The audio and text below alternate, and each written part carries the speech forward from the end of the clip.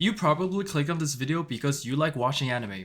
Just a wild guess here. And 2023 did not disappoint with the introduction of new anime series as well as the continuation of old popular series. But if you want me to make a top 10 2023 anime list, only picking 10 anime, are you high? How am I supposed to? At number 10, we have Zom 100 Bucket List of the Dead. When you think about zombies, you probably think about horror survival. Zom 100 took a lighthearted approach, where when the world begins to fall to a zombie apocalypse, instead of struggling for survival, our main character Tendo Akira took it as an opportunity to do everything he ever wanted to do in life, hence the name Bucket List of the Dead. Before the world fell apart, Tendo was stuck in a never-ending corporate work cycle, with long hours, horrible bosses that yelled at him unreasonably, and overall, just a miserable life where he hated waking up the next day because it meant going to work. So instead of fearing for his life when the zombie infection started, he regained his freedom to discover the world in a brand new light. It's a very lighthearted anime with vibrant colors and good characters. But before we move on to number 9, this is just a kind reminder to proceed with caution as this list is made from my preference.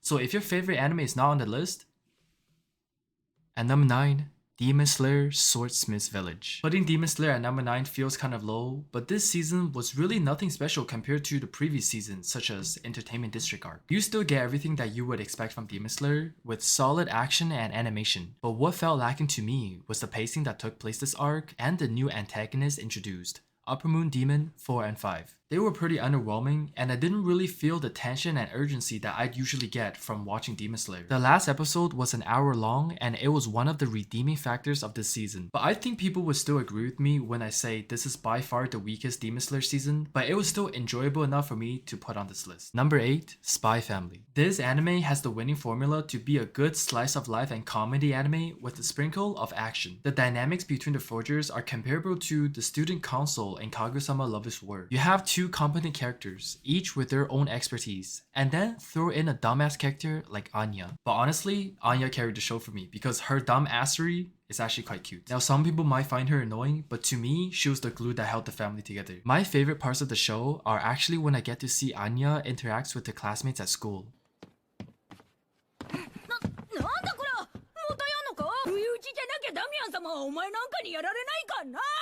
I rarely would get caught off guard by an anime that can make me really belly laugh, but the following clip killed me.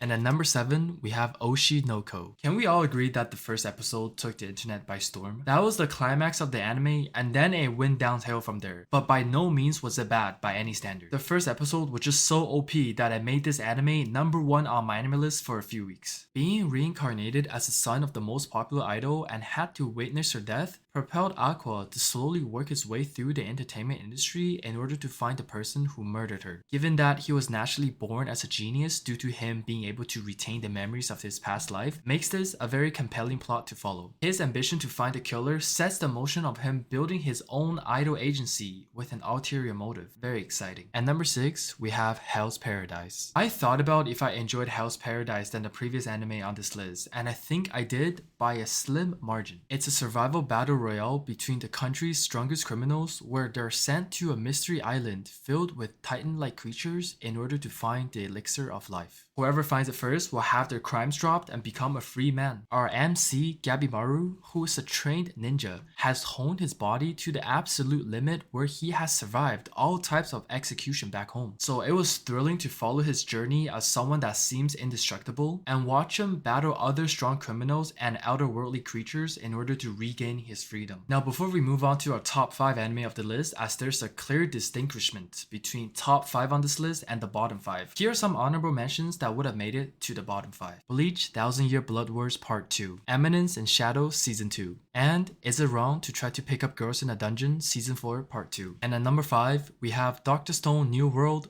Part 1 and 2. Because both parts came out this year, I thought it made more sense to just group them together. Or else Part 1 and 2 is going to take up 2 different spots. Now, if you've been keeping up with this series, then you know how serious the vibes got in Season 3. It starts off with the introduction of a brand new character, Nanami Yusuri. Technically, he was introduced in a special episode back in 2022, but I never saw it, so I don't count that. I fuck with him a lot, and in hindsight, they really needed a guy like him. Just someone that's vocal, greedy, confident, and also intelligent. His signature snap? That's hard. He brought the navigational and leadership skills that the crew needed in order to advance forward to further explore the stone world. So yeah, I like him a lot, and he definitely made the show a lot better for me. What elevated the plot for me was Senku and his team built a radar for their ship. And how a radar works is that the system has a transmitter that's able to send out radio signals, but also has the potential to receive signals back. And that's why when they did receive something back in a world where everyone supposedly turned to stone and they're the only humans alive, it sent chills down my spine. Like, who's out there? Is there someone or something? Are we getting closer to the truth of the stone world? Everything's just so exciting. Waku waku. One thing I didn't like was the pacing in part 2. I felt like their plans were moving a bit too fast towards the end. Minor complaint. Number 4. Mushoku Tensei Jobless Reincarnation Season 2. Mushoku Tensei has always been one of my favorite isekai series because the MC was born OP AF. We got to see him grow up in this magical world while being able to learn and basically master anything he wanted since he was a child. He traveled through the Demon Continent, which is said to be the most dangerous region of the world, when he was just 13 years old. And now I'm going to sum up the plot of Season 2 real quick in just one sentence. After Rudis got dumped by his girlfriend, he contracted a deadly disease called erectile dysfunction. And so he has to go find a cure in order to enjoy life again. You know what I mean? Yeah? This is something that I will only wish on my worst enemies. Now, regarding the plot, it's nothing special this season. But just like the first season, the execution and delivery of his humor, accompanied by good action and animation, made me thoroughly enjoy each episode. Kami? そうです。僕は彼女に助けられたことで世界を知ることができました。Number 3. Bungo Stray Dogs Season 4 and 5. Again, Season 4 and 5 came out this year. I'm going to group them together as one because I don't want this to take up 2 spots. BSD has always been a solid series and a fan favorite for many. I personally thought it began to ramp up in Season 3, whereas in Season 1 and 2, it was the characters who character show. Characters like Dazai, Chuya, Akutagawa, these are my top 3 favorite characters anyways. So heading into Season 4, this is where they start digging deeper into the history of our main characters, the Armed Detective Agency. I like it when anime go more in depth of the character because that's how I can become more emotionally attached to them and be more engaged to the story.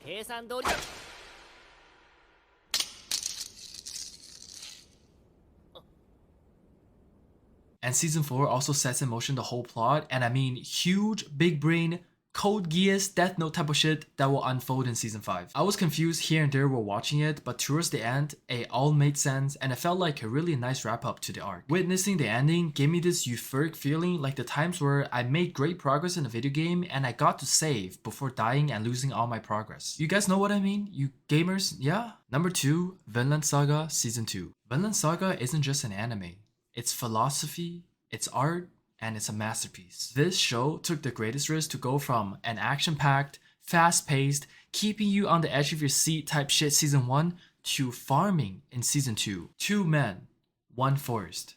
This is Farmville. For those of you that don't know what Farmville is, you're making me feel old. Now, a lot of anime fans didn't like it, saying it was boring, calling it Farmland Saga, which is kind of jokes. But I feel like rather than them not liking it, it was more of that they just didn't get it. Because Vinland Saga is a redemption story of our main character Thorfinn. In Season 1, his path was a linear one, where he lived for the sole purpose of getting revenge on the person who killed his father. He lived and breathed on the battlefield when he was just a child. Whereas in Season 2, he grows older and matures more and starts to actually think about his life and his purpose aside from just getting revenge. It's a beautiful thing to see, and the anime left us with one of the goated anime quotes of all time. I have no enemies. Now before we reveal the number 1 spots, here are the honorable mentions for top 5. The final parts of Attack on Titan. Because it was split into 2 parts movies, I didn't want to include it as a top 5, but we all know how much Attack on Titan means to us. This is arguably anime of the decade. And the other one I would like to mention is One Piece. Because this is an ongoing 1000 plus episode anime, I don't want to include it, but One Piece this whole year has been killing it with their animation, especially during the wrap-up of the Wano arc and the reveal of Luffy Gear 5. I want to include Fairin as well, because the only reason why this is not on the list is because it's not finished yet and it goes into 2024. But if it did, I would include it. And then number 1, Jujutsu Kaisen Season 2. Come on guys. Was this really a surprise? MAPPA employees died for this. No, I'm kidding. But they were overworked so extremely hard that we were able to enjoy this masterpiece, so let's give them a moment of silence. Season 2 is the entire reason why I really started to like JJK. Like many, I enjoyed Season 1, but also unlike many, I found it overrated. It was just another shonen with 3 students, 2 guys, 1 girl, and 1 hot teacher that's also OP. I mean, was that not Naruto? And then they went on the training arc, the school tourney arc. Like, I've seen this formula followed so many times. Now, I still enjoyed Season 1 for the characters, animations, and fight scenes. But Season 2, where they dove more into the characters' past and revealed that Gojo and Geto were once best friends, it immediately got me interested because I want to know what happened to him. How did he go from being Gojo's best friend to the person that he was in Season 1? I mean, they were the strongest, right? He was the Chuya to his Dazai, the Vegeta to his Goku. It just got me hooked because, like I mentioned before, the more I know about a character's history, the more I feel emotionally attached to them, and boy was I attached to Geto and Gojo's friendship. 説明しろスグル君は五条悟だから最強なのか最強だから五条悟なのか Toji was also introduced, which I really liked, and his Japanese voice actor being the same one as Dio just made it so much better. But that was just the beginning of the episodes. Once the Shibuya arc kicked in, it was Jover. Just over. When an anime is not afraid to kill off its characters, it takes the seriousness to another level. You are consistently worried for the good guys because now there's no plot armor. Who knows who's going to die next? I mean, it makes it much more realistic where both sides suffer casualties in an all-out battle and puts things into perspective that having these powers is not a game. It makes you realize that there are real consequences. You can't just play superhero if you one day discovered superpowers. Overall, this season was a full ride and each episode kept me on my toes because there was so much stuff happening that were unpredictable, which made the viewing experience that much more exciting. And there you go, that's my top 10 anime list of 2023. Hope some of the things here that I listed that you agree with, and if you don't, too bad. This is my video. But anyways, thanks for watching today's video, and hopefully we'll see each other in 2024. And by hopefully, I mean I'll definitely come see you, because if you stop watching my videos, I swear to God, I'll come for you.